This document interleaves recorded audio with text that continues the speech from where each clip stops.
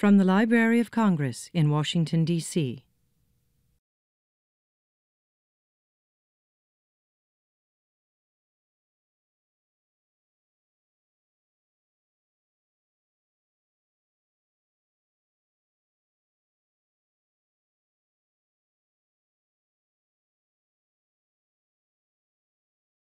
Hello and good evening. I begin with the inevitable, please turn off your cell phones.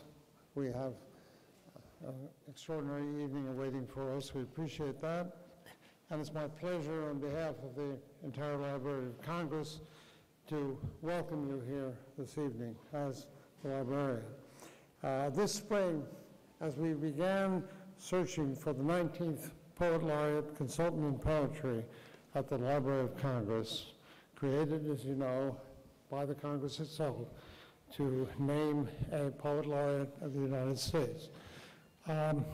We asked a great deal of people, and I thought of the poets I've asked to take on the position. Many, such as W.S. Merwin, Mona Van Dyne, for instance, have been appointed in later stages of their careers. Others, such as Rita Dove and Robert Haas, have had many decades of poems ahead of them after they concluded their laureateship. However, all the Poets Laureate I've selected in my 25 years as Librarian of Congress have one thing in common: a voice that not only expands the position and the art form, but helps us better understand ourselves, who we are as people, individuals, together, and so forth. Tonight, Natasha Trethewey will open up our literary season with poems that do just such work. It is not her first time on the stage. In 2010, she joined novelist Isabel Allende and Ken Follett and historian Gordon Wood in our gala event for that year's National Book Festival. It was the perfect company for Natasha to join. Her poems tell stories of loss and reckoning, both personal and historical, and deepen our own ability to connect to the past as we make sense of the present.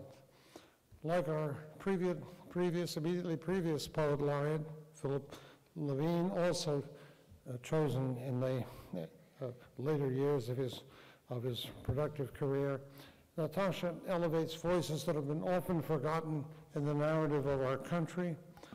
I first appreciated this effort when I heard her at the 2004 National Book Festival in the poetry tent, which is always such an important part of this annual celebration of reading on the National Mall. She read a sonnet sequence from the perspective of the Mississippi Native Guard, African-American soldiers who fought in the Civil War and were buried with unmarked graves off the coast of her hometown. Natasha had researched and written the sequence during many visits here to the Library of Congress, and it was to become the central part of her Pulitzer Prize-winning third collection. One passage deftly describes how her poetry connects with the past, as the narrator states, and I'm just quoting much less well than she would do herself. This journal, near full with someone else's words, overlapped now, cross-hatched beneath mine, on every page, his story intersecting with my own. Well, her story can intersect with all of ours. In free verse and in a myriad of classical forms, Natasha creates essential intersections between the lives she sings of and the lives of her readers. Her poems do not shy away from the personal, but bravely face the most intimate challenges and tragedies, and in so doing, they argue for poetry as an empowering act, both for the speaker and the subject. Natasha's term as Poet Laureate Consultant in Poetry will showcase the personal and the historical in bold new ways. She was the first laureate to take up residence here in the Library of Congress starting in January of 19, my goodness. I'm getting carried away talking about history here. but she was starting in January of 2013. Her presence here in this building, in the library's poetry room, sometimes described as the catbird seat, will be a great boost for our Poetry and Literature Center as it celebrates its 75th anniversary as the first national literary program created by the Congress. And although this will be a retrospective on the past in this coming year, it's happily a program directed by a very young and dynamic new leader for this program, Rob Casper, who many of you have met, and many of you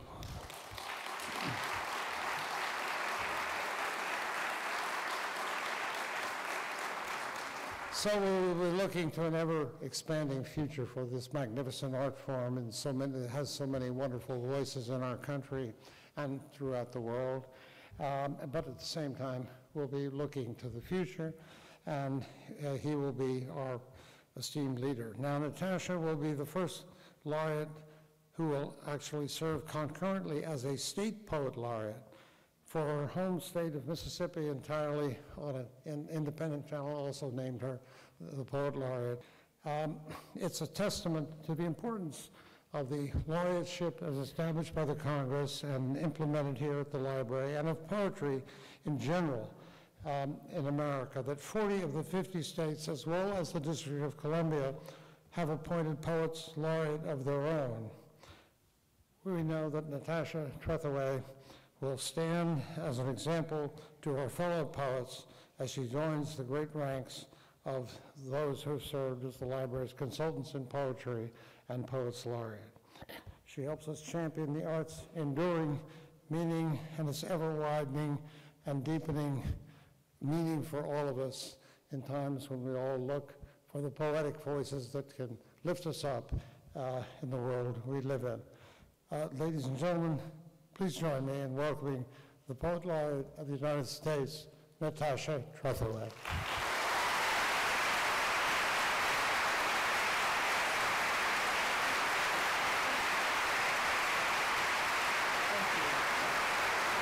Thank you very much.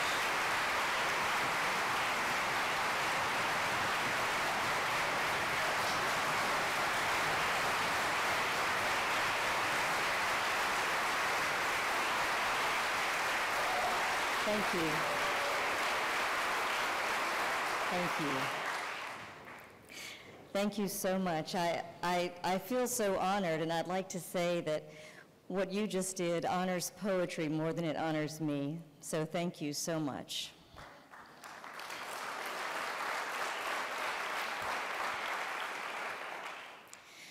I'm so delighted to get to address you tonight, and I thought that I would read from my newest collection, Thrall, which was just released last month. Thrall is very much a book about knowledge, so it seems that it makes sense to read it here.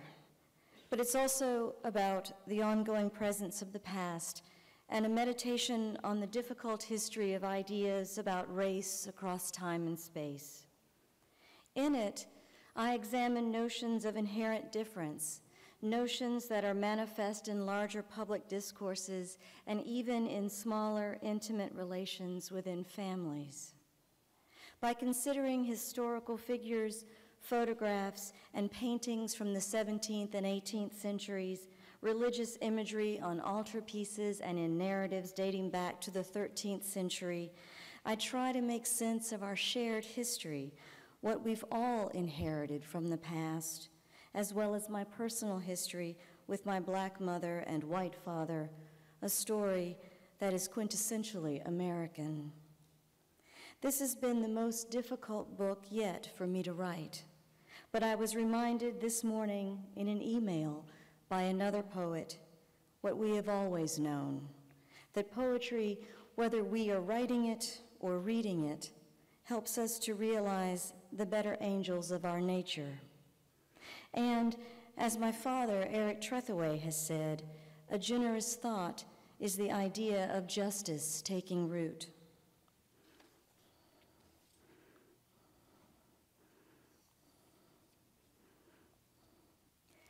Elegy for my father. I think by now the river must be thick with salmon. Late August, I imagine it as it was that morning, drizzle needling the surface, mist at the banks like a net settling around us, everything damp and shining. That morning, awkward and heavy in our hip waders, we stalked into the current and found our places, you upstream a few yards and out far deeper.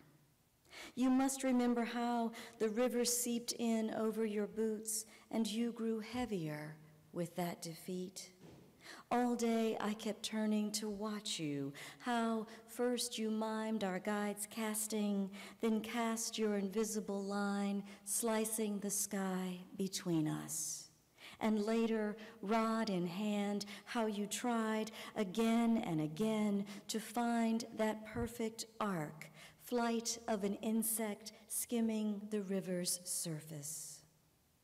Perhaps you recall I cast my line and reeled in 2 small trout we could not keep.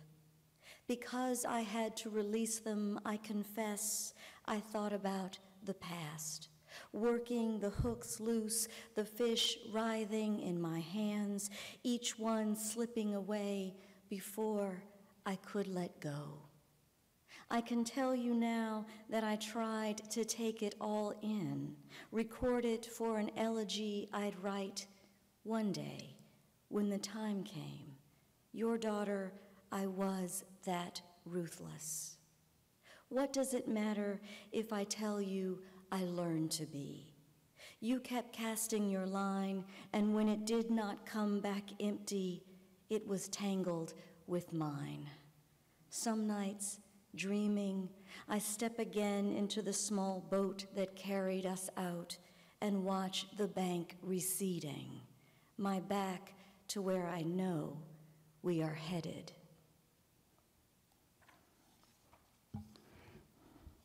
This next poem takes as its starting point the Mexican Costa paintings from colonial Mexico across the 18th century.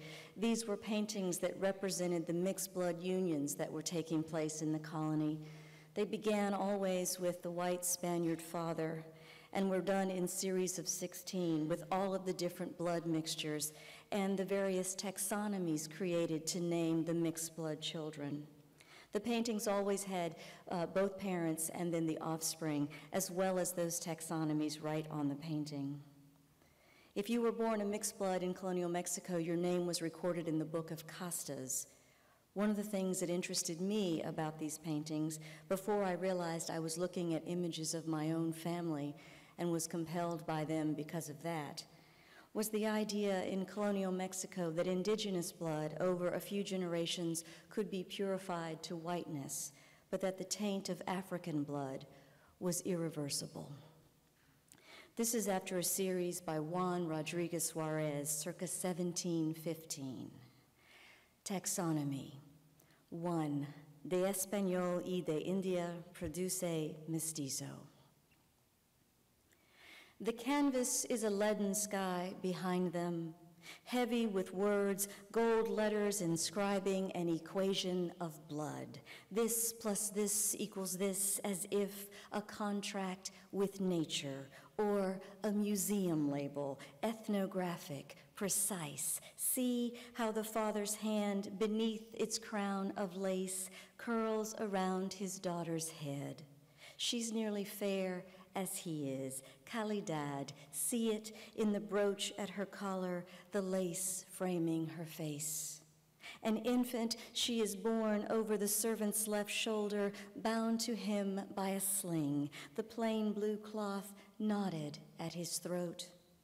If the father, his hand on her skull, divines, as the physiognomist does, the mysteries of her character, discursive, legible on her light flesh, in the soft curl of her hair, we cannot know it, so gentle the eye he turns toward her. The mother, glancing sideways toward him, the scarf on her head, white as his face, his powdered wig, gestures with one hand a shape like the letter C. See, she seems to say, what we have made. The servant, still a child, cranes his neck, turns his face up toward all of them. He is dark as history, origin of the word native, the weight of blood, a pale mistress on his back, heavier every year. 2. De Español y Negra produce mulatto. Still, the centuries have not dulled the sullenness of the child's expression. If there is light inside him, it does not shine through the paint that holds his face in profile, his domed forehead, eyes nearly closed beneath a heavy brow. Though inside, the boy's father stands in his cloak and hat, it's as if he's just come in or that he's leaving. We see him transient, rolling a cigarette, myopic, his eyelids drawn against the child passing before him. At the stove, the boy's mother contorts, watchful, her neck twisting on its spine, red beads yoked at her throat like a necklace of blood, her face so black she nearly disappears into the canvas, the dark wall upon which we see the words that name them. What should we make of any of this? Remove the words above their heads, put something else in place of the child, a table perhaps upon which the man might set his hat, or a dog upon which to bestow the blessing of his touch. And the story changes. The boy is a palimpsest of paint, layers of color, history rendering him that precise shade of in-between.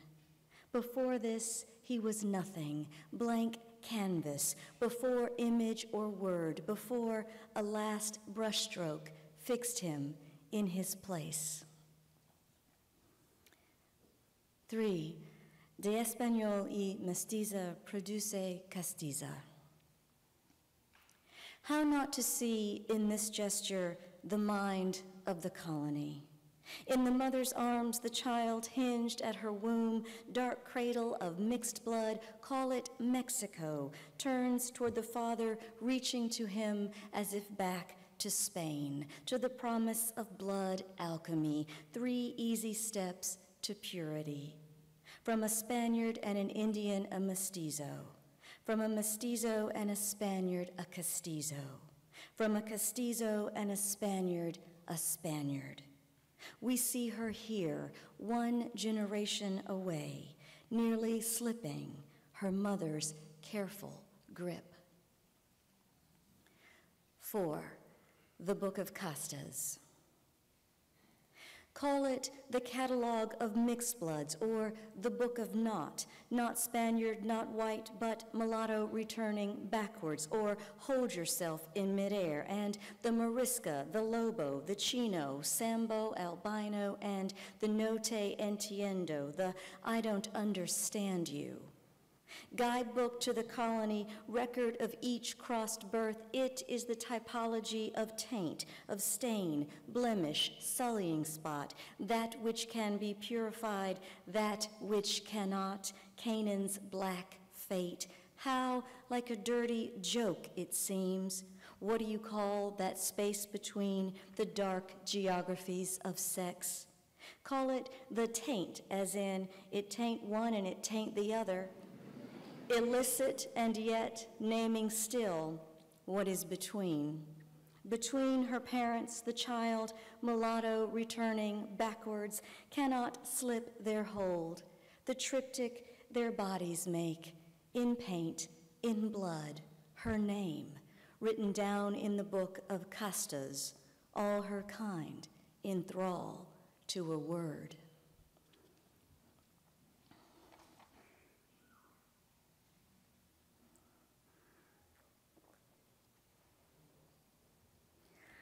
Many of you must know that my father is also a poet, and so in some ways these poems there are a lot of poems of our own work that have been in conversation over the years, and so this is a poem that uses a line from one of his.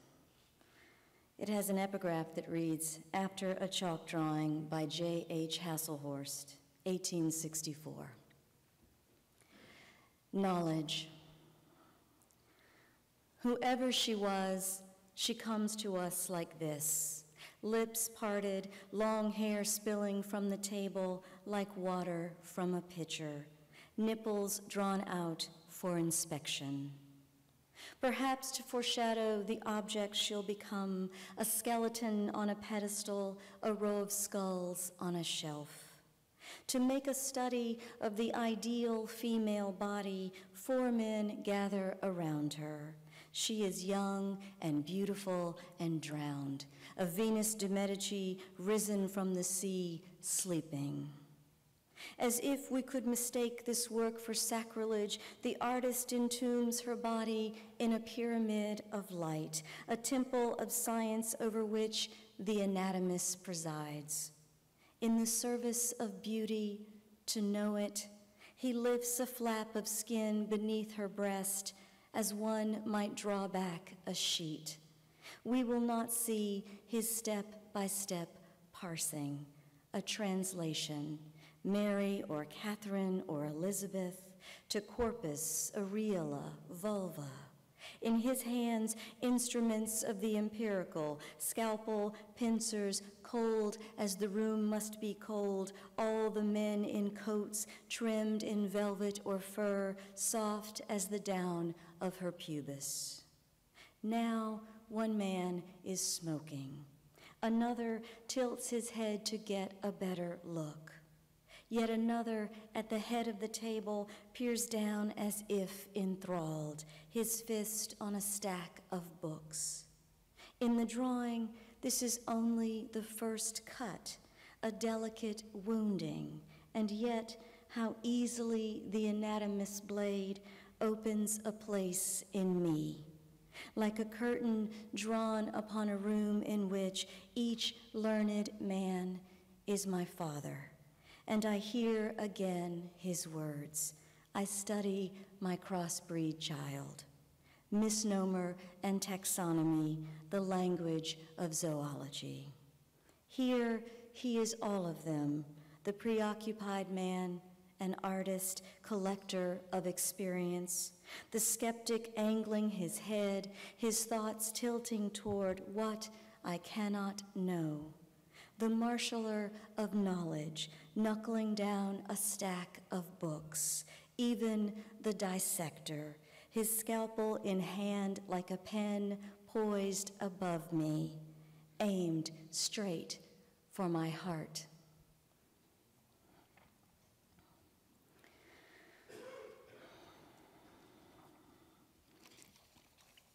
This next poem is about the miracle of the black leg.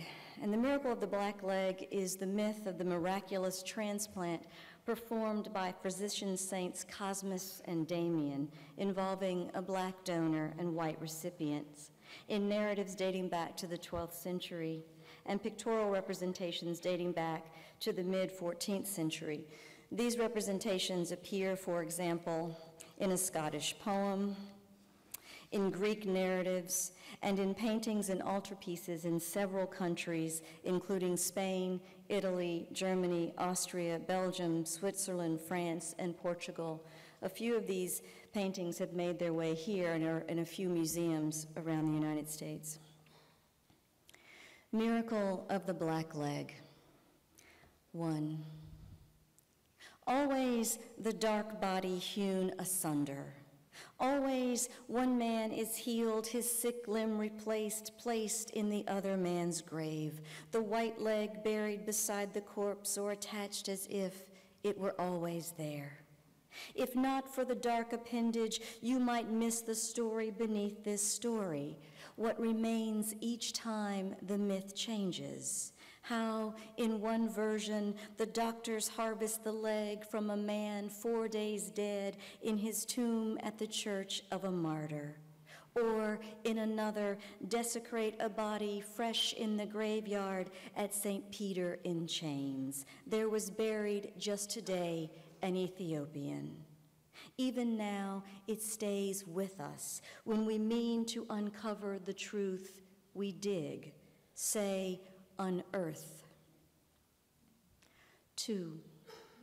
Emblematic in paint, a signifier of the body's lacuna, the black leg is at once a grafted narrative, a redacted line of text, and in this scene, a dark stocking pulled above the knee. Here, the patient is sleeping, his head at rest in his hand. Beatific, he looks as if he'll wake from a dream. On the floor beside the bed, a dead Moor, hands crossed at the groin, the swapped limb white and rotting, fused in place. And in the corner, a question, poised as if to speak the syntax of sloughing a snake's curved form. It emerges from the mouth of a boy like a tongue, slippery and rooted in the body as knowledge. For centuries, this is how the myth repeats. The miracle in words or wood or paint is a record of thought. 3. See how the story changes. In one painting, the Ethiop is merely a body, featureless in a coffin so black he has no face. In another, the patient at the top of the frame seems to writhe in pain, the black leg grafted to his thigh. Below him, a mirror of suffering, the blackamoor, his body a fragment arched across the doctor's lap as if dying from his wound. If not immanence, the soul's bright anchor, blood passed from one to the other, what knowledge haunts each body, what history, what phantom ache? One man always low in a grave or on the ground, the other up high, closer to heaven. One man always diseased, the other a body in service, plundered. 4.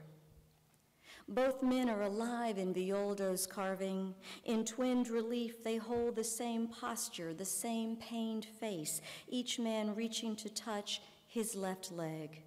The black man on the floor holds his stump. Above him, the doctor restrains the patient's arm as if to prevent him touching the dark amendment of flesh. How not to see it? The men bound one to the other, symbiotic, one man rendered expendable, the other worthy of this sacrifice. In version after version, even when the Ethiopian isn't there, the leg is a stand-in, a black modifier against the white body, a piece cut off, as in the origin of the word comma, caesura in a story that's still being written.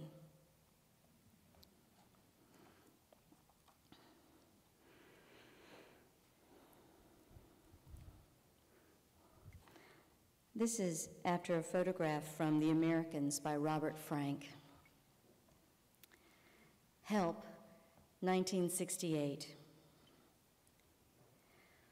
When I see Frank's photograph of a white infant in the dark arms of a woman who must be the maid, I think of my mother and the year we spent alone, my father at sea. The woman stands in profile, back against a wall, holding her charge, their faces side by side, the look on the child's face strangely prescient, a tiny furrow in the space between her brows. Neither of them looks toward the camera, nor do they look at each other. That year, when my mother took me for walks, she was mistaken again and again for my maid.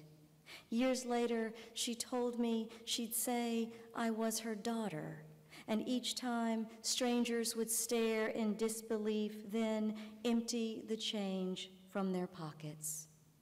Now I think of the betrayals of flesh, how she must have tried to make of her face an inscrutable mask and hold it there as they made their small offerings, pressing coins into my hands. How, like the woman in the photograph, she must have seemed, carrying me each day, white in her arms, as if she were a prop, a black backdrop, the dark foil in this American story.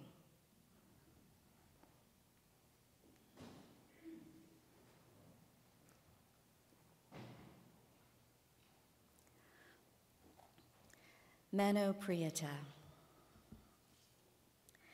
The green drapery is like a sheet of water behind us, a cascade in the backdrop of the photograph, a rushing current that would scatter us, carry us each away. This is 1969, and I am 3, still light enough to be nearly the color of my father. His armchair is a throne, and I am leaning into him, propped against his knees, his hand draped across my shoulder. On the chair's arm, my mother looms above me, perched at the edge as though she would fall off. The camera records her single gesture. Perhaps to still me, she presses my arm with a forefinger, makes visible a hypothesis of blood, its empire of words, the imprint on my body of her lovely, dark hand.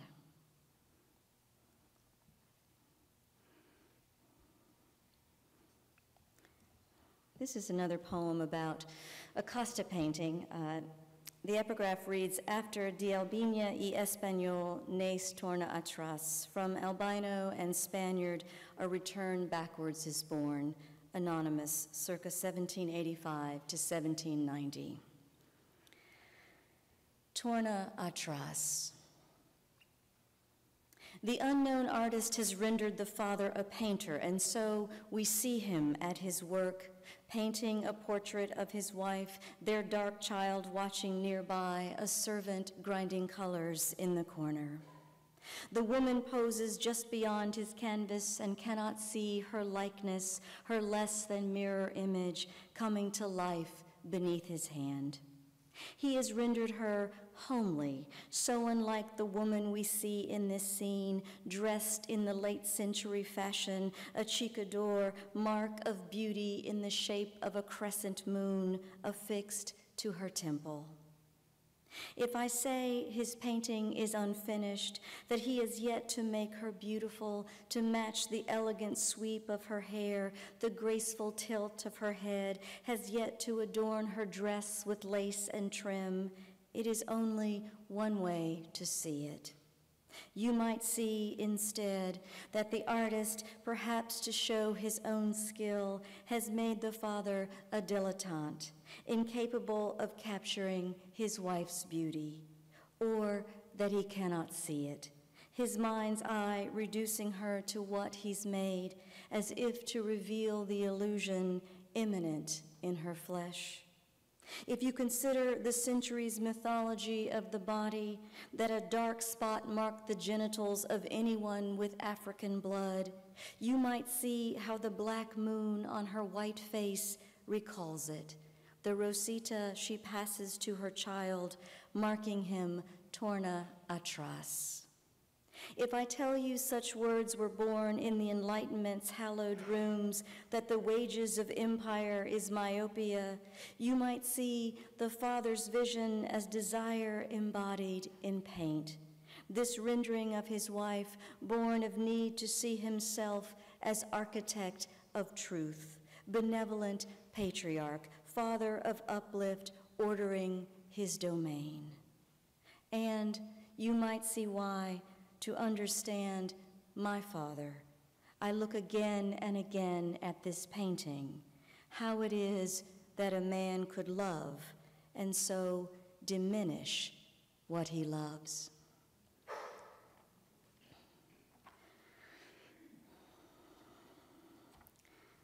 One of my greatest memories from childhood was all the stories that my father told me. He would recite poems to me at bedtime, read stories, many of them from mythology or classical narratives. One of the favorites, of course, was my father reciting Beowulf. He would recite the scene of Grendel going into the mess hall door right before I went to sleep.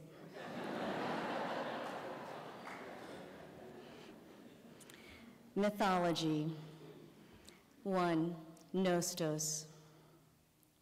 Here is the dark night of childhood. Flickering lamplight, odd shadows on the walls, giant and flame, projected through the clear frame of my father's voice. Here is the past come back as metaphor, my father as if to ease me into sleep, reciting the trials of Odysseus. Always he begins with the Cyclops, light at the cave's mouth, bright as knowledge, the pilgrim honing a pencil-sharp stake. 2. Questions posed by the dream. It's the old place on Jefferson Street. I've entered a girl again, the house dark and everyone sleeping. So quiet it seems I'm alone. What can this mean now, more than 30 years gone, to find myself at the beginning of that long hallway, knowing as I did then what stands at the other end? And why does the past come back like this, looming a human figure formed as if it had risen from the gulf of the crushed shells that paved our driveway, a sharp-edged creature that could be conjured only by longing? Why is it here, blocking the dark passage to my father's bookshelves, his many books? 3. Siren. In this dream, I am driving a car, strapped to my seat like Odysseus to the mast, my father calling me from the back, luring me to a past that never was. This is the treachery of nostalgia. This is the moment before a ship could crash onto the rocks, the car's back wheels tip over a cliff.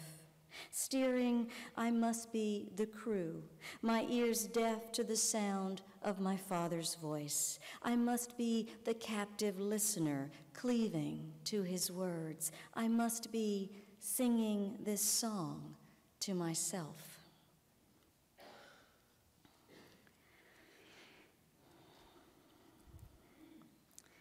One of the only artifacts that remains from a trip that we took when I was a child, my parents and I, to Mexico, is a photograph of me sitting on a mule.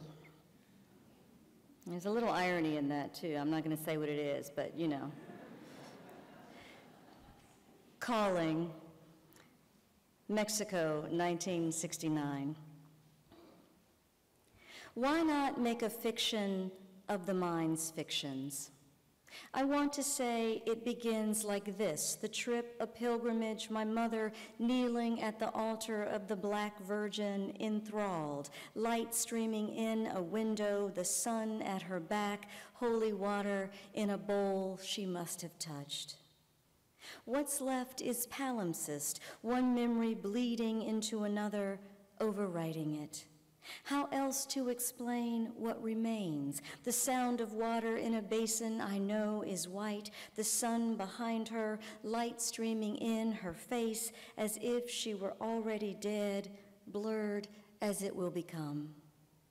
I want to imagine her before the altar, rising to meet us, my father lifting me toward her outstretched arms.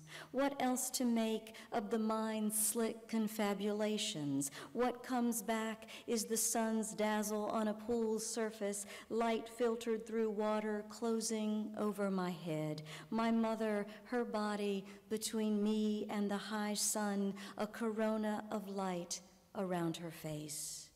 Why not call it a vision? What I know is this: I was drowning and saw a dark Madonna. Someone pulled me through the water's bright ceiling, and I rose, initiate, from one life into another.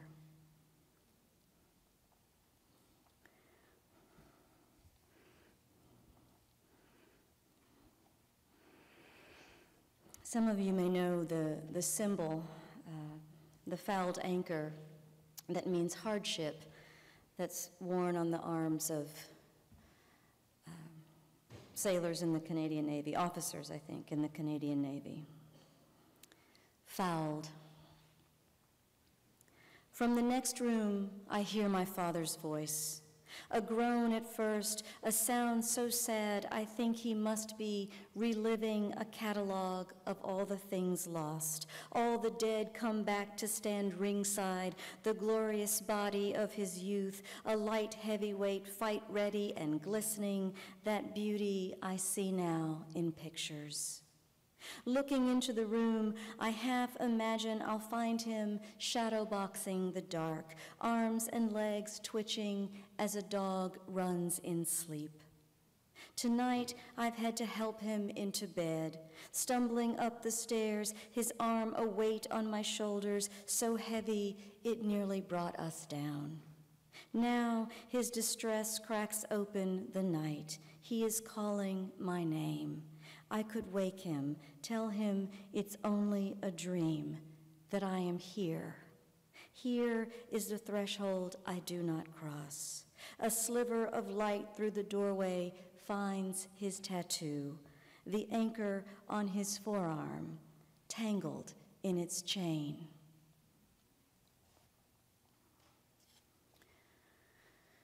Rotation.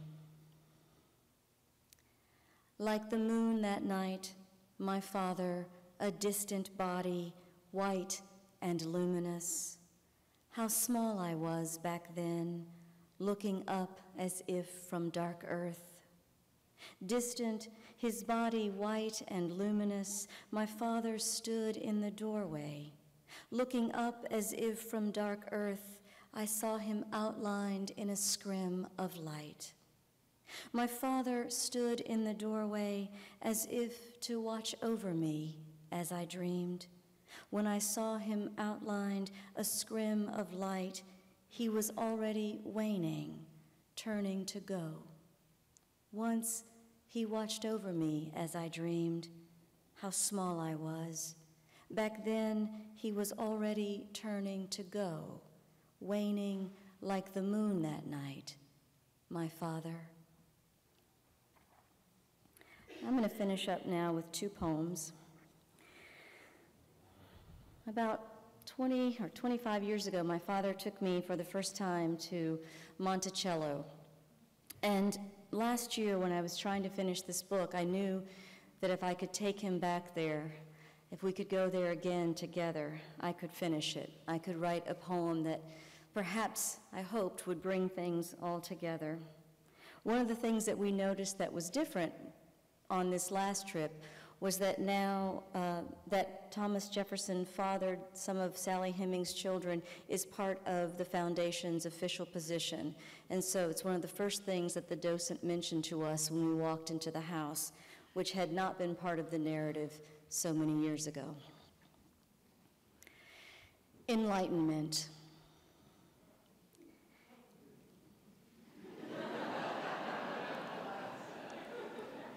Now that's what you hope for. So that somebody gets the joke even before you start the poem. Enlightenment. In the portrait of Jefferson that hangs at Monticello, he is rendered two-toned, his forehead white with illumination, a lit bulb, the rest of his face in shadow, darkened as if the artist meant to contrast his bright knowledge, its dark subtext. By 1805, when Jefferson sat for the portrait, he was already linked to an affair with his slave.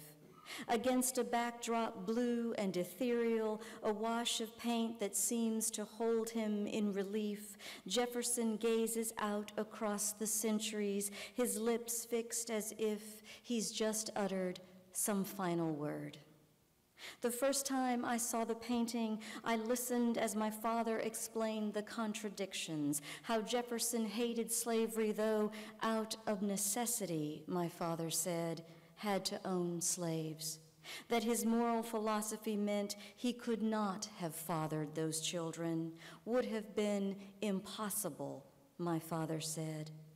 For years, we debated the distance between word and deed. I'd follow my father from book to book, gathering citations, listen as he named, like a field guide to Virginia, each flower and tree and bird, as if to prove a man's pursuit of knowledge is greater than his shortcomings, the limits of his vision.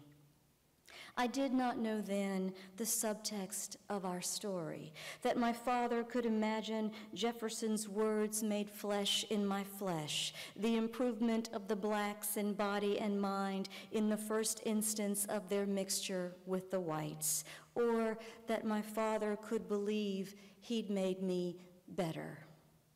When I think of this now, I see how the past holds us captive, its beautiful ruin etched on the mind's eye. My young father, a rough outline of the old man he's become, needing to show me the better measure of his heart, an equation writ large at Monticello. That was years ago. Now, we take in how much has changed. Talk of Sally Hemings, someone asking, how white was she? Parsing the fractions as if to name what made her worthy of Jefferson's attentions, a near-white quadroon mistress, not a plain black slave. Imagine stepping back into the past, our guide tells us then, and I can't resist whispering to my father, this is where we split up. I'll head around to the back. When he laughs, I know he's grateful I've made a joke of it, this history that links us, white father, black daughter, even as it renders us other to each other.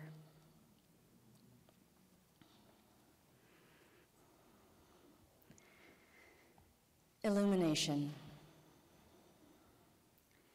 Always there is something more to know. What lingers at the edge of thought awaiting illumination. As in this second-hand book, full of annotations, daring the margins in pencil, a light stroke as if the writer of these small replies meant not to leave them forever, meant to erase evidence of this private interaction.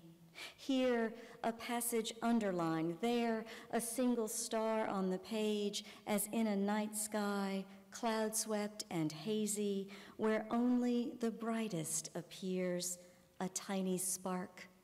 I follow its coded message, try to read in it the direction of the solitary mind that thought to pencil in a jagged arrow. It is a bolt of lightning. Where it strikes, I read the line over and over as if I might discern the little fire set, the flames of an idea licking the page, how knowledge burns. Beyond the exclamation point, its thin agreement, angle of surprise, there are questions, the word why. So much is left untold. Between the printed words and the self-conscious scrawl, between what is said and not, white space framing the story, the way the past, unwritten, eludes us. So much is implication. The after-image of measured syntax, always there, ghosting the margins that words, their black-lined authority, do not cross. Even as they rise up to meet us, the white page hovers beneath, silent, incendiary, waiting. Thank you.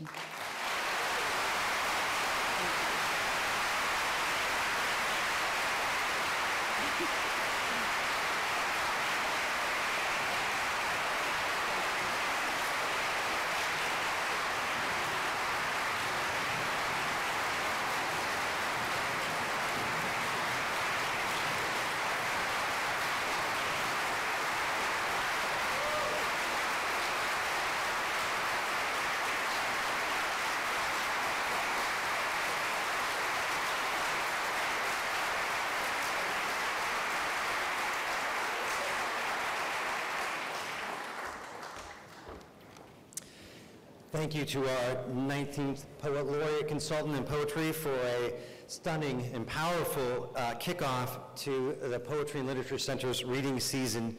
I'm Rob Casper, the head of the center, and I want to let you know that we have many, many more events this coming year, including a reading on January 30th by Natasha Trethewey as part of our Civil War exhibit, The Civil War in America, which will be kicking off this fall in the Jefferson Building. To find out more about our events, you can check our website, www.loc.gov/poetry, and there's also a page on Natasha and the Poets Laureate.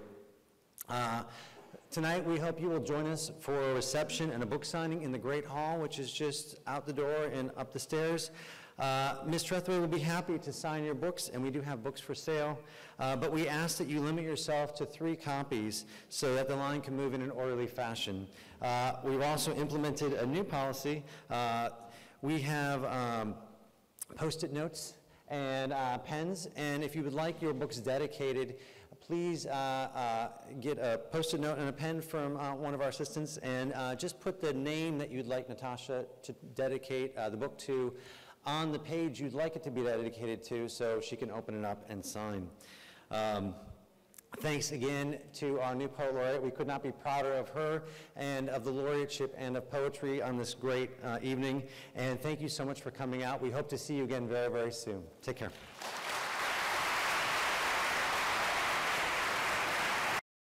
This has been a presentation of the Library of Congress. Visit us at loc.gov.